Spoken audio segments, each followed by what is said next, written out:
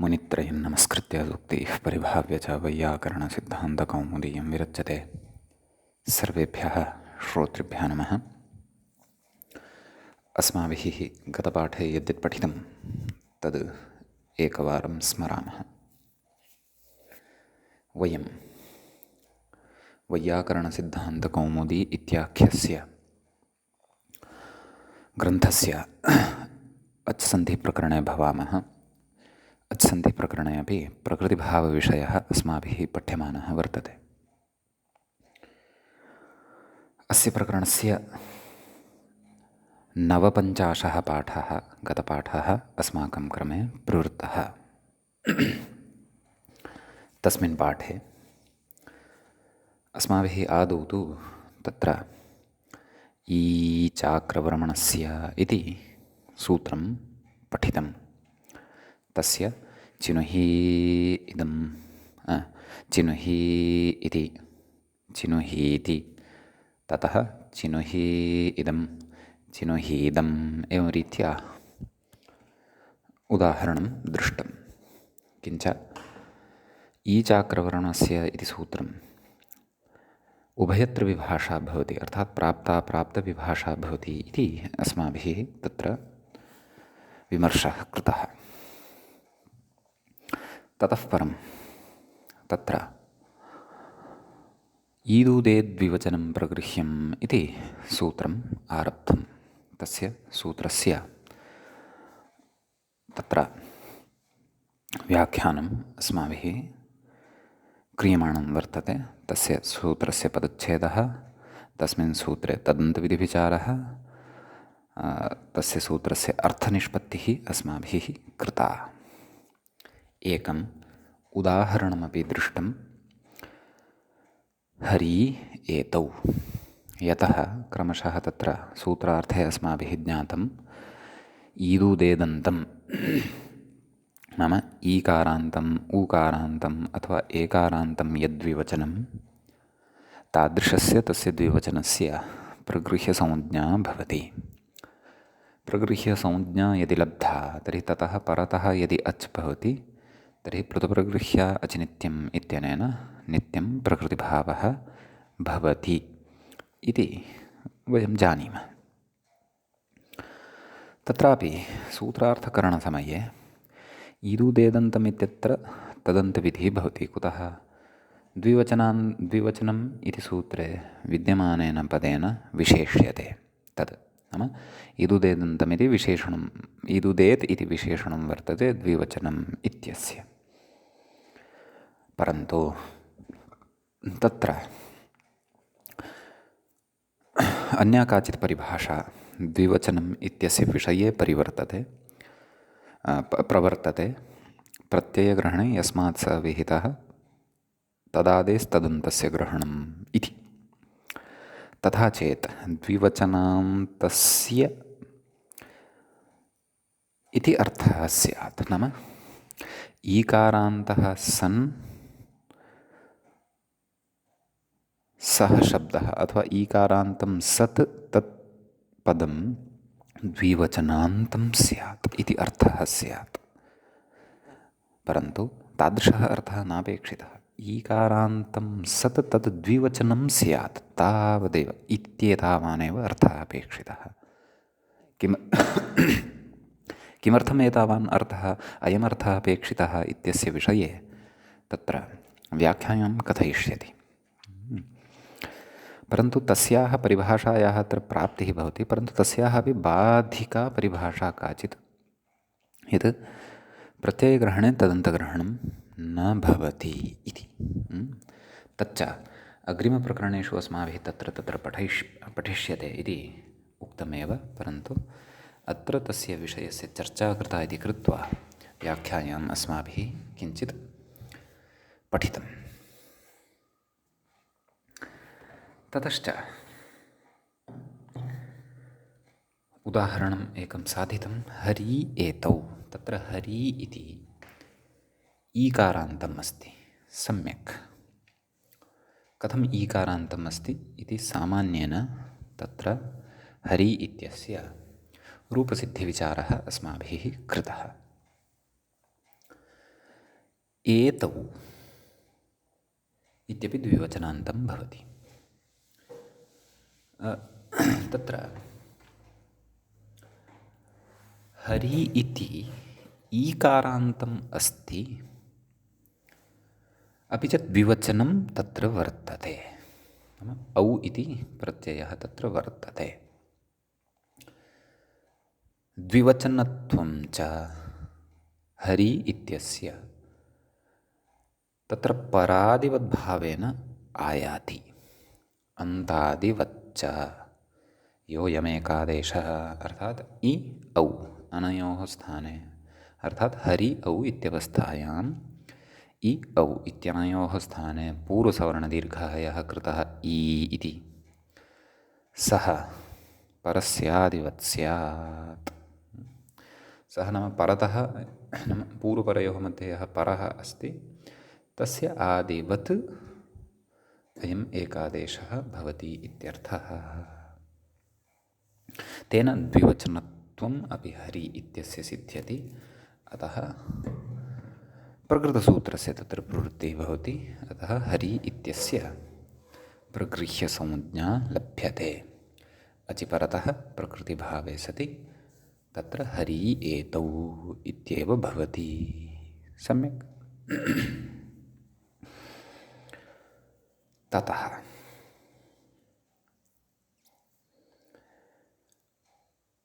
व्याख्यायाम् अन्तिमा पङ्क्तिः गतपाठस्य अन्तिमा पङ्क्तिः इत्थम् आसीत् व्याख्यायाः। अत्र ईकारस्य परादिवत्वाश्रयणाद्विवचनत्वम् इति। एतावान् विशेषः अथवा विषयः अस्माभिः गतपाठे नवपञ्चाशे पाठे अथवा ऊनषष्टितमे पाठे पठितः। इदानीं षष्टितमस्य पाठस्य आरम्भः भवति। अस्मिन् पाठे ईदुदेद्विवचनं प्रगृह्यम् इति सूत्रम् आदाय एव अस्माभिः चर्चा कर्तव्या वर्तते।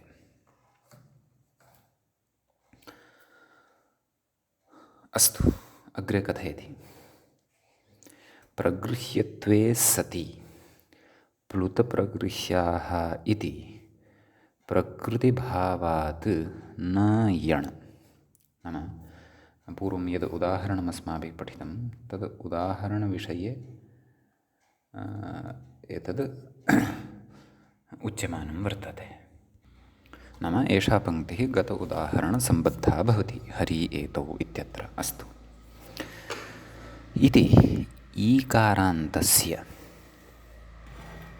द्विवचनस्थस्य प्रगृह्यसंज्ञायाः उदाहरणं दृष्टम्। एवञ्च इदमुदाहरणम् ईदुदेद्विवचनं प्रगृह्यम् इत्यस्य सूत्रस्यापि भवति। अपि च तत्र ब्रूतप्रगृह्य अचिनित्यम् इत्यस्यापि भवति। अग्रिमम् उदाहरणम् इदानीम् ऊकारान्तं यद्विवचनं तस्य उदाहरणं पश्यामः। किं कथयति? विष्णु इमौ मूले व्याख्याता कथयति विष्णु इमौ इत्यत्राप्येवं। नाम अत्रापि एवमेव विष्णुः विष्णु विष्णवः एवं खलु रूपाणि भवन्ति। अतः विष्णु इत्यत्र ऊदन्तत्वम् अस्य वर्तते। द्विवचनम् अपि अत्र वर्तते। अत्रापि परादिवद्भावेन द्विवचनत्वं भवति। साक्षात् यथा हरि एतौ इत्यत्र अन्तादिवच्च इति सूत्रमादाय चिन्तनं कृतं तद्वत् अत्रापि तथैव चिन्तनीयम् इत्यर्थः। सम्यक्। तर्हि अत्रापि द्विवचनान् नाम ऊदन्तत्वम् अस्य वर्तते, अर्थात् दीर्घ उकारान्तत्वम् अस्य वर्तते। किञ्च द्विवचनम् अपि अत्र अस्त्येव। अतः प्रगृह्यसंज्ञा। इमौ इत्यस्य इकारः परतः अस्ति इति कृत्वा प्रकृतिभावः भवति। अतः सन्धिः न भवति, नाम यण न भवति। विष्णुविमौ इति अनिष्टः प्रयोगः अन्यथा भवति स्म। परन्तु अत्र यणसन्धिः न भवति, अपि तु अत्र सन्ध्यभावः अर्थात् प्रकृतिभावः एव भवति इत्यर्थः। इदानीम् एदन्तस्य उदाहरणं पश्यन्तु। अग्रे किमुक्तवान्? गङ्गे अमुम् इति कथयति। गङ्गे अमुं व्याख्यातारं पश्यन्तु। इत्यत्र तु अयादेशो न भवति। गङ्गे इत्यत्र विद्यमानः एकारः सः द्विवचनस्थः। गङ्गा इति आकारान्तः शब्दः भवति। तस्य प्रथमाविभक्तेः द्विवचने अथवा द्वितीयाविभक्तेः द्विवचने गङ्गे इति रूपं भवति। अतः तत्र गङ्गे इत्यत्र एदन्तत्वम् अस्ति, यत् सूत्रस्य कृते अपेक्षितं, द्विवचनत्वम् अपि वर्तते। अतः ततः परतः अच् वर्तते अमु इत्यस्य अ इति। अतः तत्र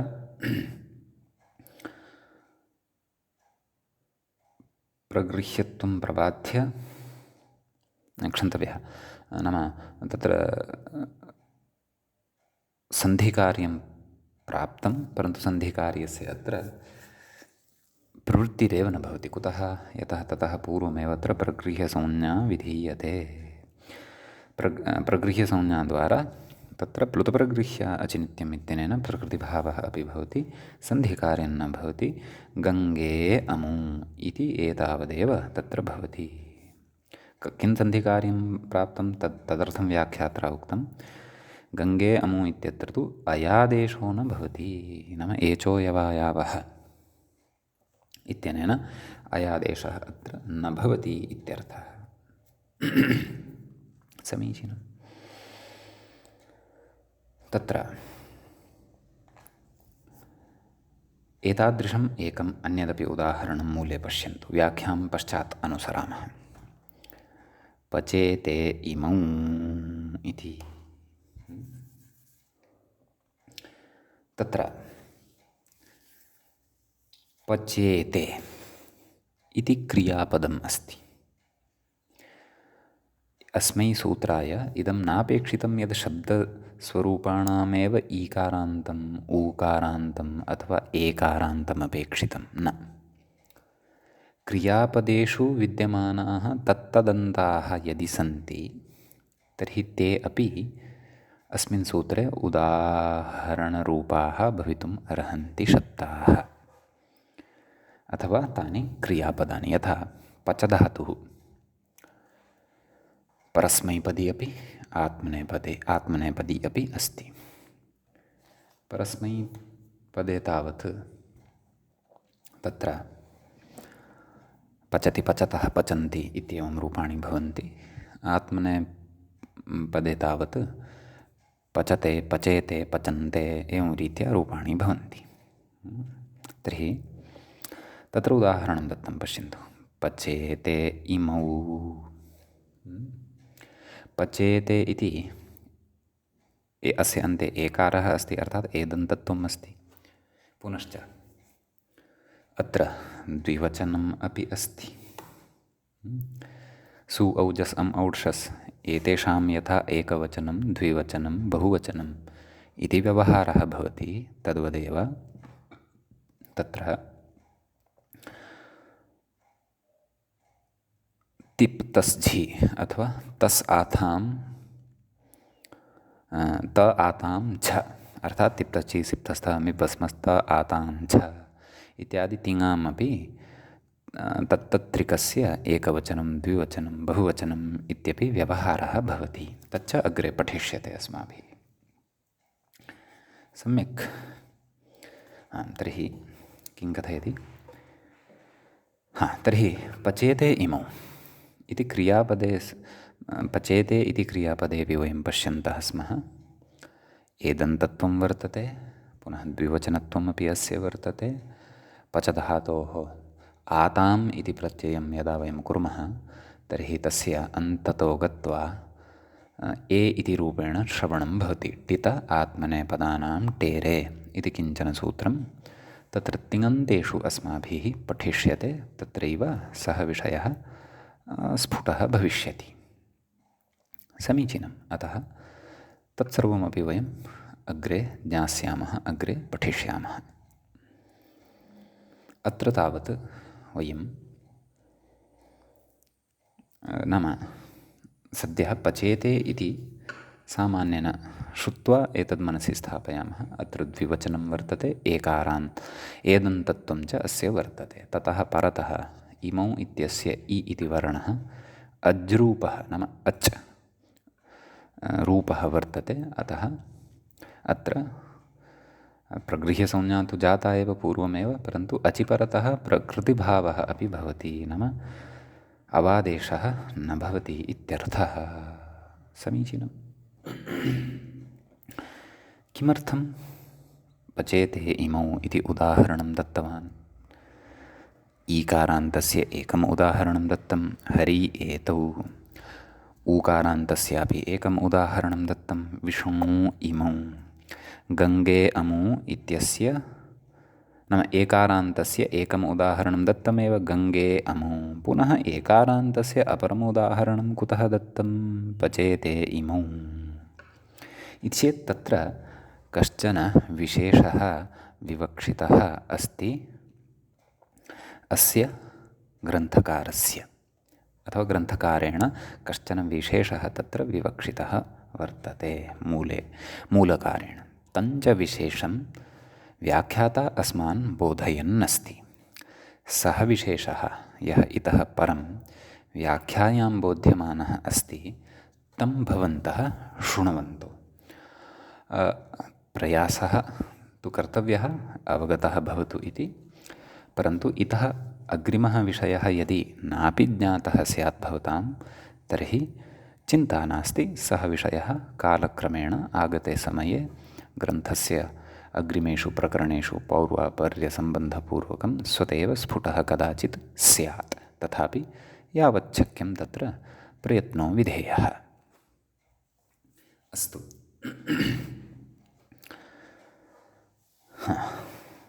कथयति ईदूदेदन्तम् इति तदन्तविधेः प्रयोजनं दर्शयितुमाह। अस्माभिः ईदूदे द्विवचनम् इत्यत्र तदन्तविधिः खलु कृतः। अतः एव ईदूदेदन्तम् इति सूत्रार्थे अस्माभिः श्रुतम्, एवं किल। अतः तत् किमर्थं, तदन्तविधिः कुतः आश्रितः, तस्य किं प्रयोजनं? तदन्तविधिः प्राप्तः, अतः सूत्रार्थः एवं कृतः, तत् सत्यं, परन्तु तदन्तविधेः वास्तविकं प्रयोजनं किं, तद् अग्रे इदानीम् उच्यमानमस्ति। कथयति पचेते इमौ, अग्रे पश्यन्तु। तदन्तविध्यभावे, नाम यदि अत्र तदन्तविधिः न क्रियेत तर्हि ईदूदेदात्मकं द्विवचनं प्रगृह्यम् इति लभ्येत। सम्यक्, नाम तेन कः अर्थः स्यात्? ईदूदेदात्मकं द्विवचनं, न तु ईदूदेदन्तं द्विवचनं। पश्यन्तु, श्रुत्वा एव सूत्रार्थे एव कश्चन भेदः ज्ञायते तदन्तविधिः यदि नास्ति। ईदूदेदात्मकम् अर्थात् ईत् ऊत् एत् इति रूपं येषां यस्य द्विवचनस्य वर्तते, तस्य प्रगृह्यसंज्ञा भवति स्म। परन्तु ईकारान्तम् ऊकारान्तम् एकारान्तं यद्विवचनं, तस्य प्रगृह्यसंज्ञा भवति इति अर्थः न लभ्यते स्म, एवं खलु। अस्तु, तेन किम् इति पृच्छेयुः भवन्तः। किं नाम, ईदूदेदात्मकं द्विवचनम् इति तदन्तविधिरहितः एव सूत्रार्थः यदि गृहीतः, तर्हि कः क्लेशः, का आपत्तिः, का अनिष्टापत्तिर्वा? कथयति एवं सति नाम कथं सति?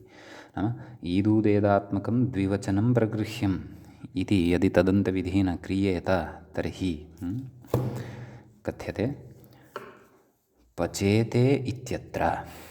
पचेते इति अस्ति खलु, इते इत्यस्य द्विवचनस्य एतद्रूपाभावात् प्रगृह्यत्वं न स्यात् इति भावः। सम्यक्। इदानीम् अस्याः पङ्क्तेः अवगमनाय गतपङ्क्तेः नाम उत्थापितश्च अत्र यः पक्षः तदन्तविधेः प्रयोजनं, तदन्तविधेः च प्रयोजनस्य स्पष्टीकरणाय अस्माभिः सामान्यतया पचेते इत्यस्य क्रियापदस्य रूपसिद्धिः चर्चनीया। तर्हि टिप्पणीपुस्तिका भवतां पुरतः स्यादेव, लेखनी अपि अस्ति, लिखन्तु अथवा स्वमनसि लिखन्तु। पच धातुः चकारान्तः, वस्तुतः मूलतः डुपचष्पाके इति भवति तत्र धातुः, परन्तु अनुबन्धविनिर्मुक्तस्य एव ग्रहणं कुर्मः। अनुबन्धः नाम इतसंज्ञकः। तस्मात् यः मुक्तः धातुः लभ्यते नाम तान् तेषाम् इतसंज्ञां कृत्वा इतसंज्ञानन्तरं लोपं च विधाय यत् अवशिष्यते धातोः अथवा कस्यचित् शब्दस्य रूपं तदेव शास्त्रीयप्रक्रियायां स्वीक्रियते। अतः तत्र वयं किं कुर्मः इति चेत् पच धातुः अस्ति, आत्मनेपदे प्रथमपुरुषस्य द्विवचने कः प्रत्ययः? आतां। सम्यक्। मध्यविकरणप्रत्ययः आगच्छति शप् पच अपच आतां। ततः आताम् इत्यस्य आ इति अस्ति खलु, तस्य स्थाने इ इति भवति। आतोङितः इति अथवा प्रायः अन्यत् सूत्रं तत्तिङन्तेषु स्पष्टी भविष्यति। भवन्तः सद्य विधानं कुर्वन्तु। इ इति भवति। पच इ ताम् इति खलु स्थितिः जाता। इदानीं प्रत्ययः कः आसीत्? आतां। तस्य आकारस्य स्थाने कः कृतः? इ इति कृतः। का स्थितिः जाता? इताम्। इदानीम् इताम् इत्यत्र यः टिः अस्ति, अचोन्त्यादिटि इति जानीमः वयं, सः टिभागः कः अथवा टिसंज्ञा कस्य इति चेत् आताम् इत्यस्य। अतः अत्र टित आत्मनेपदानां टेरे इत्यनेन सूत्रेण आम् इत्यस्य स्थाने आताम् इत्यत्र आम् इति यः टिभागः तस्य स्थाने ए इति भवति, एत्वं भवति इत्यर्थः। तर्हि का स्थितिः? पच इ त ए। आम् इत्यस्य स्थाने तु ए जातः, त तथैव अस्ति, अतः पच इते। तर्हि इदानीं प्रत्ययः केन रूपेण लब्धः अस्माकं सविधे? इते इति रूपेण लब्धः। अतः पच इते गुणः भवति, आदुगुणः इत्यनेन पचेते इति रूपं सिद्धं भवति। समीचीनं। तर्हि पश्यन्तु, प्रकृते आगच्छन्तु व्याख्यापङ्क्तिं प्रति। तदन्तविधिः यदि न स्यात् तर्हि सूत्रार्थः कथम्? ईदूदेदात्मकं द्विवचनं नाम यद्विवचनम् ईरूपम् अस्ति अथवा यद्विवचनम् ऊरूपम् अस्ति अथवा यद्विवचनम् एरूपम् अस्ति, तस्य प्रगृह्यसंज्ञा स्यात्। अत्र पचेते इत्यत्र द्विवचनं यद्वर्तते तद् एरूपं नास्ति, तत्तु इते इति रूपम् इति रूपयुक्तम् अस्ति। ततः अपि मूलं गच्छामः तर्हि आताम् इति रूपयुक्तम् अस्ति। अनन्तरम् एत्वादिकं कृत्वा तस्य द्विवचनस्य एकारान्तत्वं लभ्यते इति सत्यं, परन्तु एरूपत्वं तथा तस्य कदापि न भवति।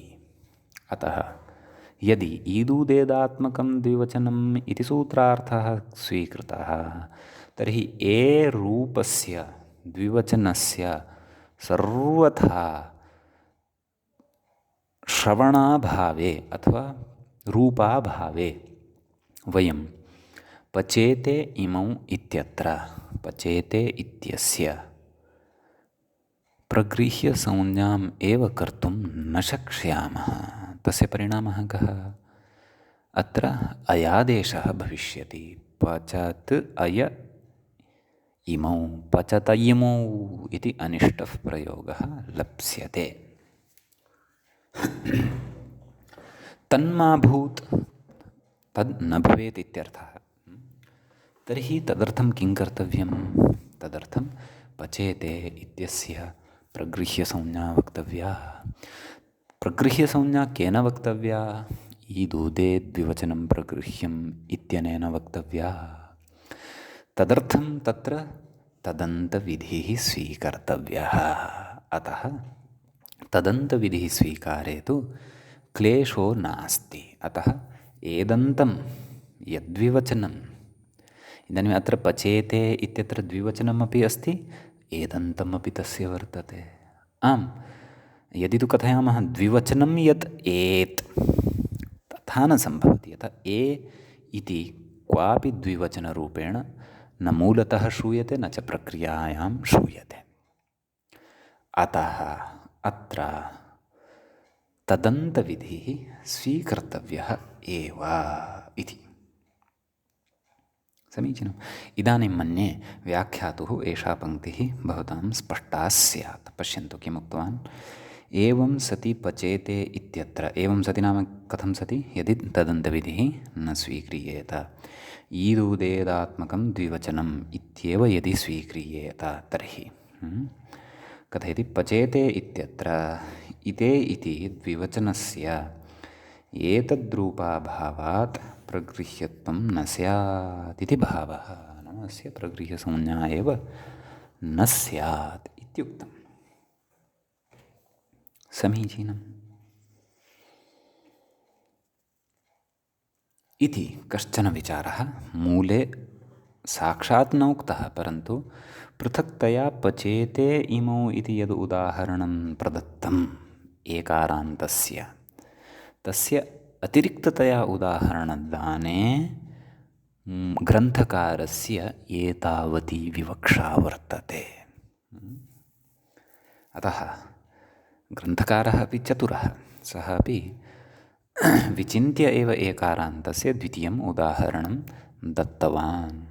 पाठकाः अत्र जिज्ञासां कुर्युः, किमर्थम् ईकारान्तस्य ऊकारान्तस्य एकमेव उदाहरणं दत्तम्, एकारान्तस्य तु उदाहरणद्वयम् अत्र प्रदत्तं, किमर्थं तथा दत्तवान् इति जिज्ञासां कुर्युः। जिज्ञासां कृत्वा व्याख्यानं पठेयुः, व्याख्यानं पठित्वा अत्रैव स्पष्टीकरणं कुर्युः, अत्रैव स्पष्टीकरणं विधाय स्वकीयं ज्ञानस्तरं वर्धयेयुः इति ग्रन्थप्रणेतॄणां किञ्चन भवति वैशिष्ट्यम्। अस्तु, इति एकः कश्चन विचारः अत्र सम्पन्नः। एतादृशः एव अन्यः कश्चन भाष्यग्रन्थस्थः विचारः, एतेपि सर्वेपि विचाराः भाष्यस्थाः एव वर्तन्ते। अन्यः कश्चन विचारः इदानीम् अग्रे एतत् सूत्रसम्बद्धः एव व्याख्यात्रा क्रियमाणः वर्तते। पठामः, शृणुमः अवधानेन यावच्छक्यं यत्नं कुर्मः अवगन्तुं। नापि अवगतश्चेदपि चिन्ता न कर्तव्या। सूत्रस्य अर्थः उदाहरणञ्च तावत्तु वयम् अवगन्तुं शक्ष्यामः एव, तावदवगतं चेदपि अलम्। अस्तु, अग्रे कथयति। ईदूदेदन्तं यद्विवचनान्तम् इति व्याख्याने तु एवमपि व्याख्यानं नापेक्षितं, सूक्ष्मतया बुद्धिः कर्तव्या। एवं खलु, तत्र पूर्वमुक्तं यत् द्विवचनम् इति सन्दर्भे तत्र द्विवचनान्तम् इति व्याख्यानं न स्वीक्रियते, परन्तु द्विवचनं तावदेव स्वीक्रियते। द्विवचनान्तमिति व्याख्यानं केन प्राप्यमाणमासीत् इति चेत् परिभाषया। सा का परिभाषा? पुनः पुनः उच्यते, भवतां बुद्ध्या रूढा सा परिभाषा भवतु एतदर्थं। यद्यपि पठिष्यते अग्रे, क्व पठिष्यते तद् मया उक्तमेव गतपाठे। प्रत्ययग्रहणे यस्मात् सः विहितः तदादेस्तदन्तस्य ग्रहणं। द्विवचनं किम् अस्ति? एकः प्रत्ययः एव अस्ति। प्रत्ययस्यैव खलु द्विवचनसंज्ञा। प्रत्ययातिरिक्तस्य तु द्विवचनसंज्ञा पाणिनीयशास्त्रे न विहिता वर्तते। अतः सः प्रत्ययः अस्ति चेत् प्रत्ययविषये तत्र प्रत्ययग्रहणे तदन्ताः ग्राह्याः इति काचित् परिभाषा, या मया अधुना उक्ता एव। सा शार्ट्कट् मध्ये अथवा लघुरूपेण एवमपि उच्यते। कथं? प्रत्ययग्रहणे तदन्ताः ग्राह्याः इति। एवं खलु? तर्हि सा परिभाषा यदि अङ्गीक्रियेत अथवा तस्याः अत्र यदि प्रवृत्तिः क्रियेत, तर्हि सूत्रार्थः ईदूदेदन्तं द्विवचनान्तम् इति आगच्छति स्म। परन्तु तथा सूत्रार्थे स्वीकृते का अनिष्टता भवति इति इदानीं चिन्तनं कर्तव्यमस्ति। अस्तु, अनिष्टतां तु पश्चात् द्रक्ष्यामः, परन्तु तस्याः परिभाषायाः अत्र निवृत्तिः कथं भवति तदपि उक्तमेव। व्याख्यात्रा स्वयम् उक्तं किं? संज्ञाविधौ तदन्तविधिर्नास्ति, संज्ञाविधौ प्रत्ययग्रहणे तदन्तग्रहणं नास्ति। नाम प्रगृह्य इत्यादि संज्ञाः यदा अस्माभिः कर्तव्याः भवन्ति तदा प्रत्ययग्रहणे तदन्तग्रहणं न भवति इति तस्याः परिभाषायाः अपवादपरिभाषा अथवा निषेधपरिभाषा अपि अस्ति। तस्मात् वयं रक्षिताः भवामः। ईदूदेदन्तं यद्विवचनान्तम् इति एतादृशसूत्रार्थकरणात्। सूत्रार्थस्तु ईदूदेदन्तं द्विवचनं यद्वर्तते तस्य प्रगृह्यसंज्ञा भवति। एतावानेव सूत्रार्थः अपेक्षितः। ईदूदेदन्तं यद्विवचनान्तम् इति तु सूत्रार्थः न सुतराम् अपेक्षितः। तर्हि तादृशसूत्रार्थकरणे कः क्लेशः आयाति तं क्लेशम् अत्र व्याख्याता कथयन्नस्ति। पश्यन्तु किं कथयति। ईदूदेदन्तं यद्विवचनान्तम् इति व्याख्याने तु कुमार्योरगारं कुमार्यगारम् इत्यत्र अतिप्रसङ्गः स्यात् इति एकः प्रयोगः अस्ति। कः? कुमार्यगारम् इति। तत्र समस्तपदम् एकम् अस्ति। इदमेव किं? कुमार्यगारम्। इदानीम् अस्माभिः पक्षः कः आरब्धः वर्तते, तं पक्षं वयं बुद्धौ स्थापयेम। समीचीनम्। अपि च तस्य पक्षस्य समाधानाय अस्माभिः अग्रिमः विचारः अवधानेन अत्र श्रोतव्यः अस्ति।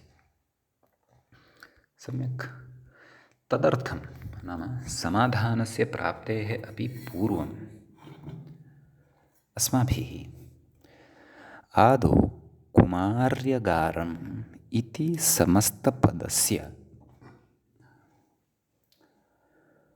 अवधानेन रूपसिद्धिः ज्ञातव्या, यत् अस्य विचारस्य अवगमनाय मूलभूतः विषयः यः अस्ति।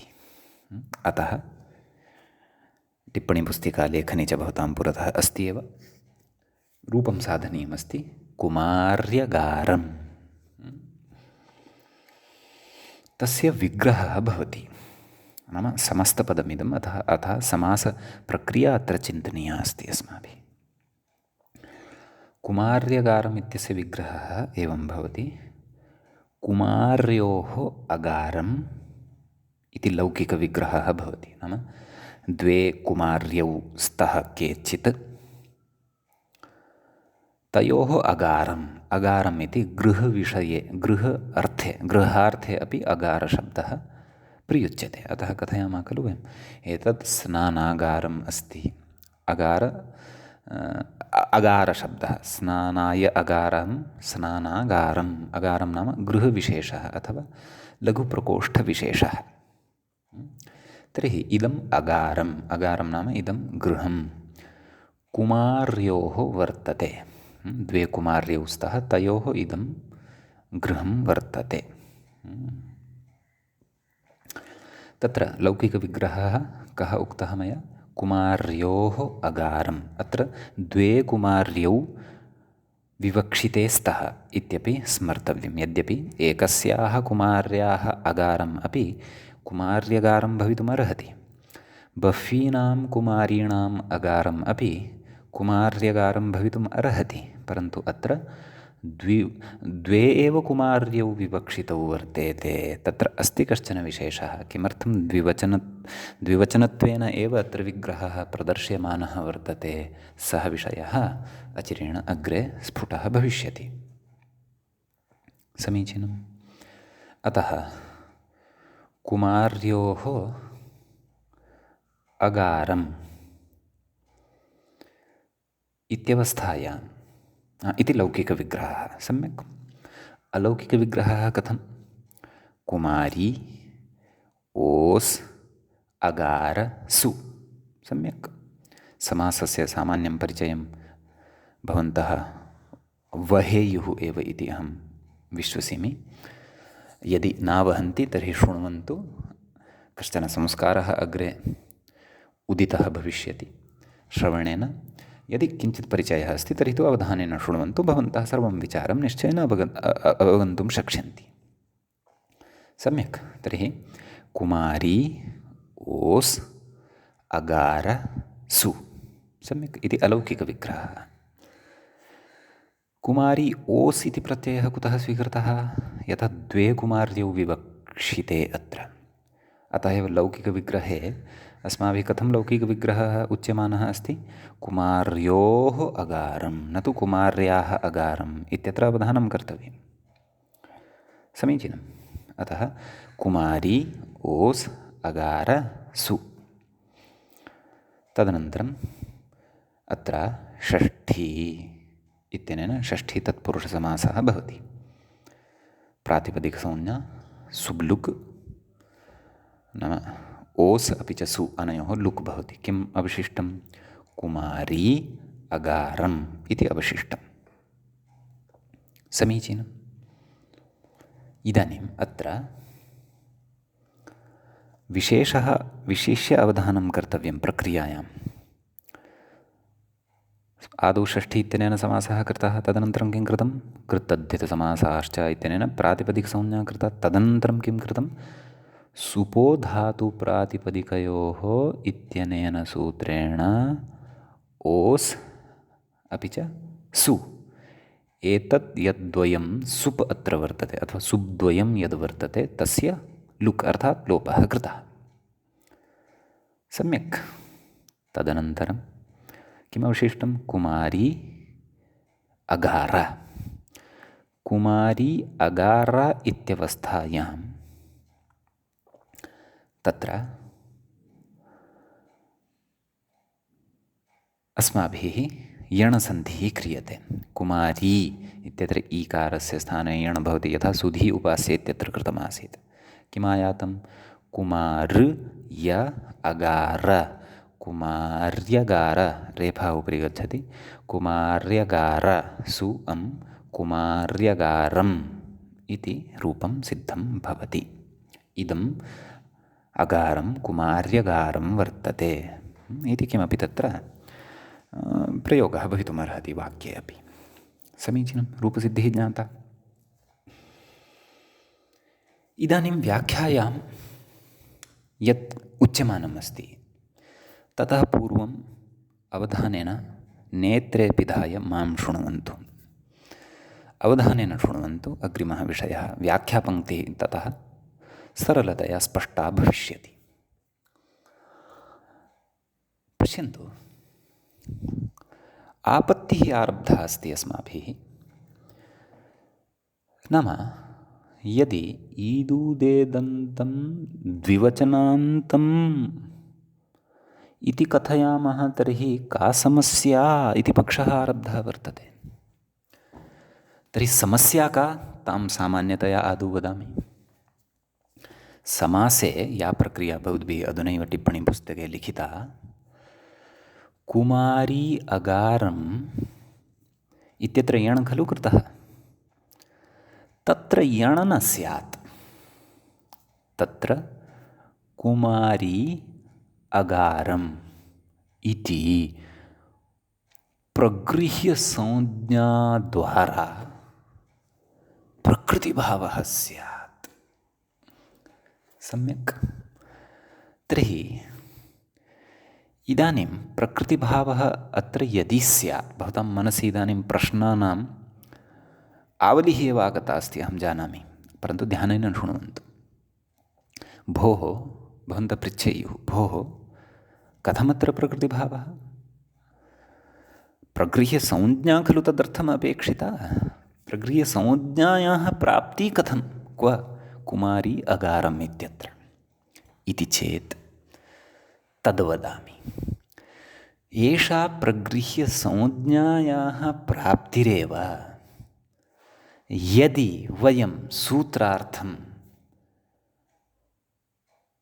ईदूदेदन्तं द्विवचनान्तम् एवं रीत्या करिष्यामः, तदा कुमारी अगार इत्यत्र कुमारी इत्यस्य प्रगृह्यसंज्ञा भविष्यति। तर्हि भवन्तः पृच्छेयुः इदानीम् अग्रे, भोः कथं भविष्यति? अत्र तु कुमारी इति शब्दः अस्ति, सः ईकारान्तः अस्ति, अङ्गीकुर्मः, परन्तु द्विवचनान्तः कथम् अस्ति सः? द्विवचनं तु कस्यचित् प्रत्ययस्य संज्ञा, स च प्रत्ययः अत्र न श्रूयते इति भवतां मनसि शङ्का अथवा जिज्ञासा स्यात्।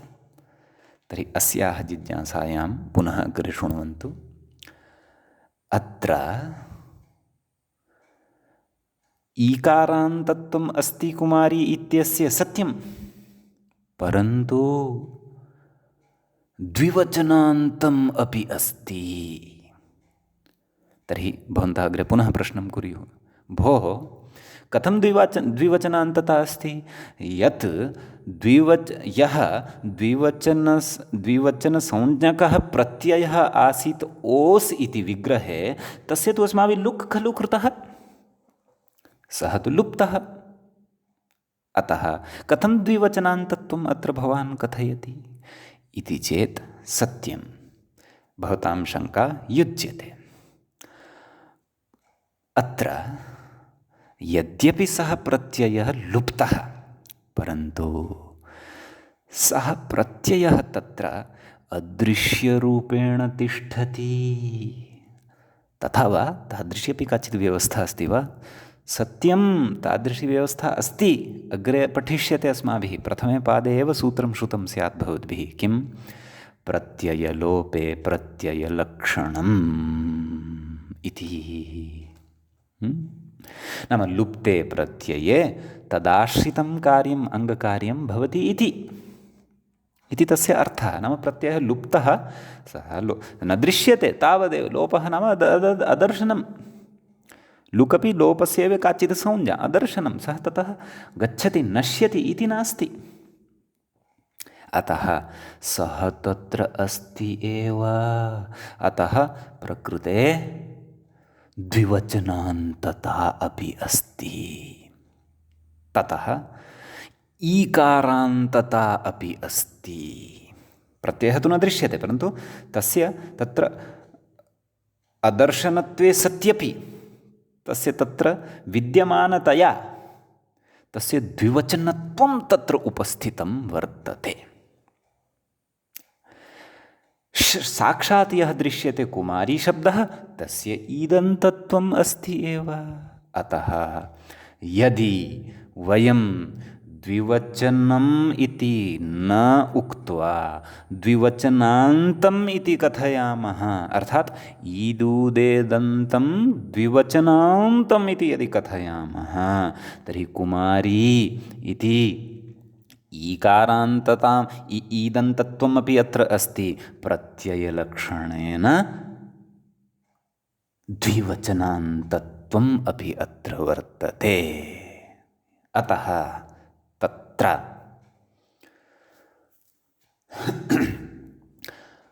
अस्माभिः किं प्राप्यते? प्रगृह्यसंज्ञा प्राप्यते। कदा? यदि ईदूदेदन्तं द्विवचनान्तं प्रगृह्यं भवति इति यदि सूत्रार्थं कुर्मः। सम्यक्? तत् न भवतु। एतदर्थं सूत्रार्थः कथं कर्तव्यः?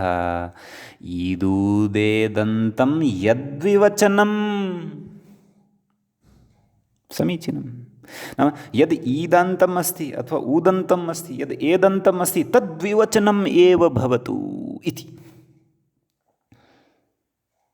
नाम द्विवचनस्थः प्रत्ययः एव तद्रूपं गृहीत्वा आगतवान् भवतु।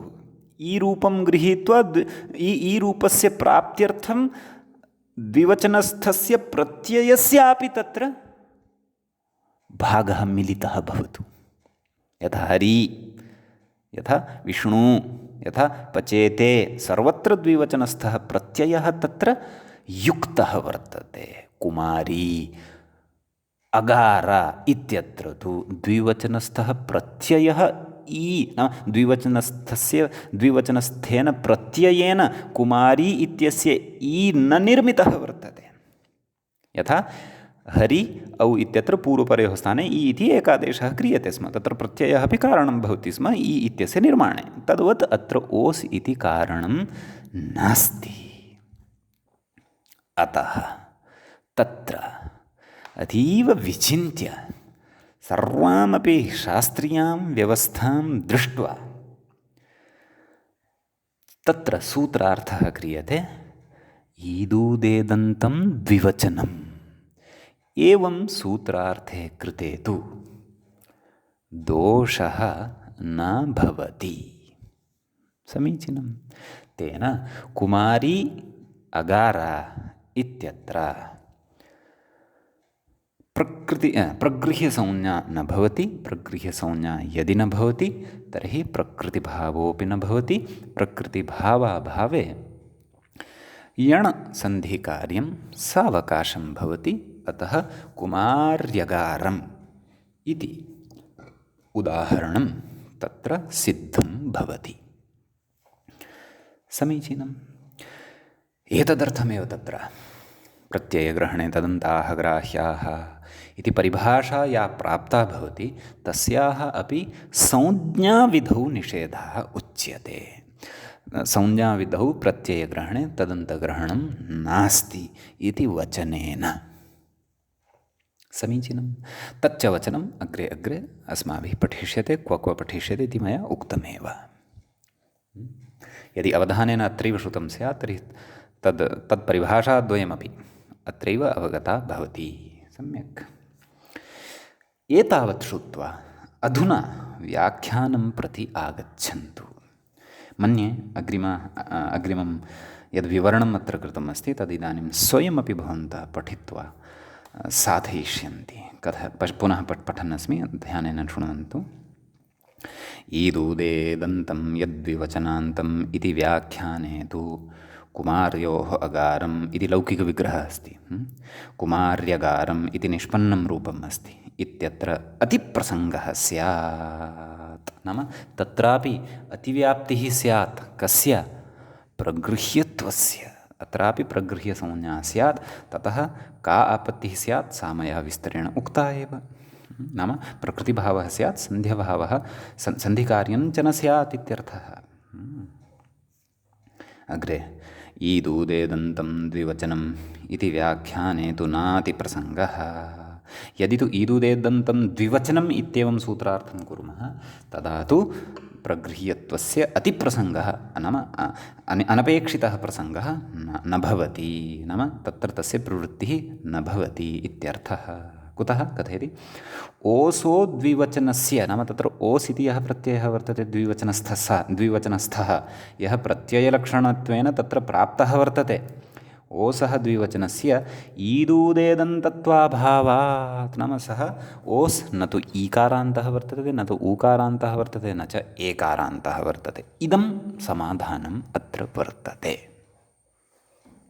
सम्यक्।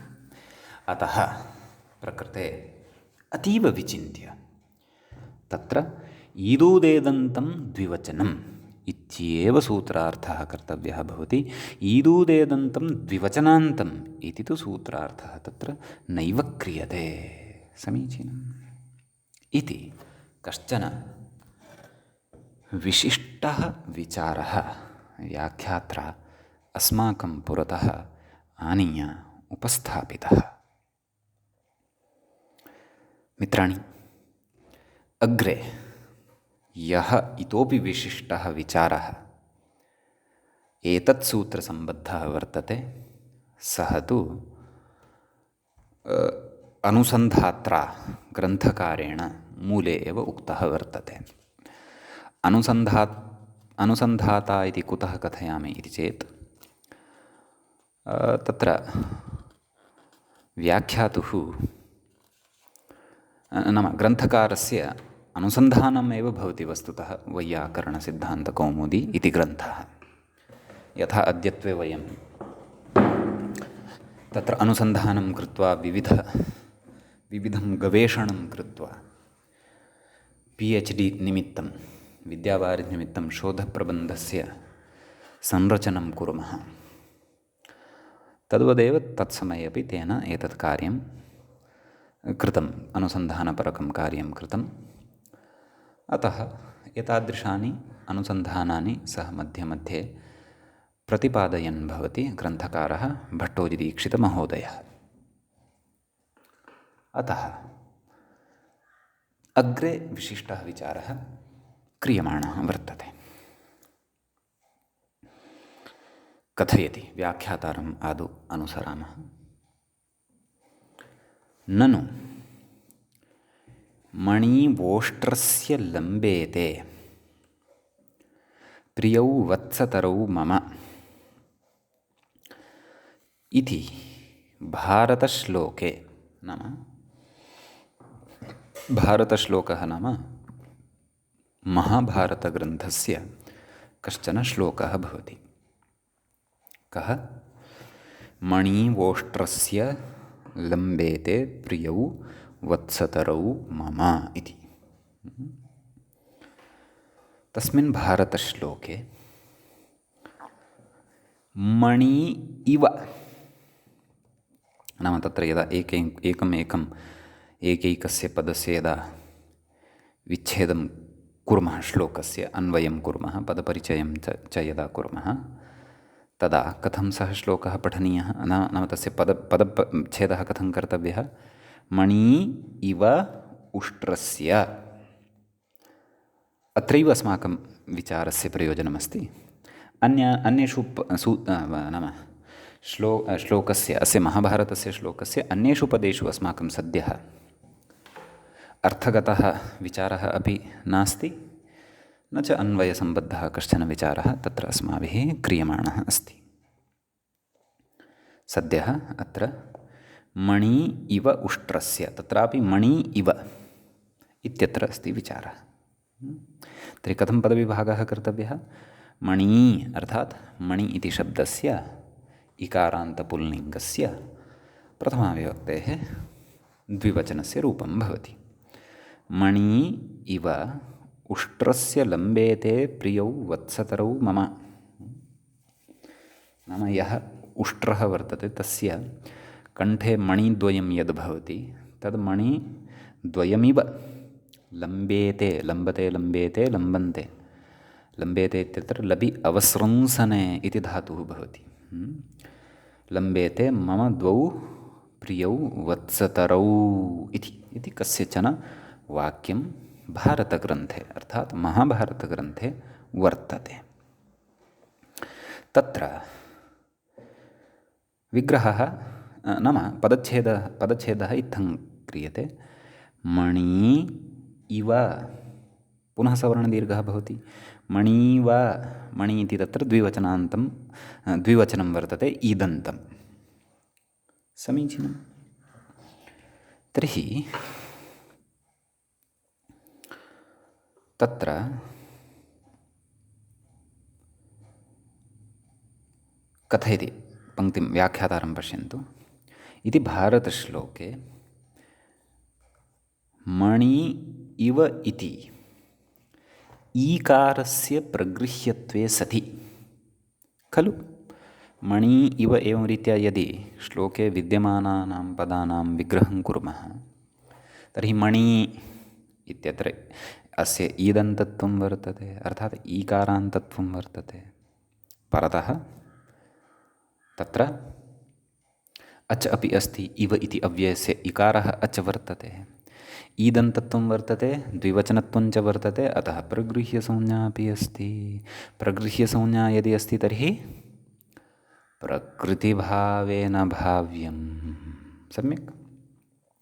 प्रकृतिभावः यदि स्यात् तर्हि महाभारतग्रन्थे लेखकः बादरायणव्यासः, महर्षिव्यासः तत्र सवर्णदीर्घं न कुर्यात्।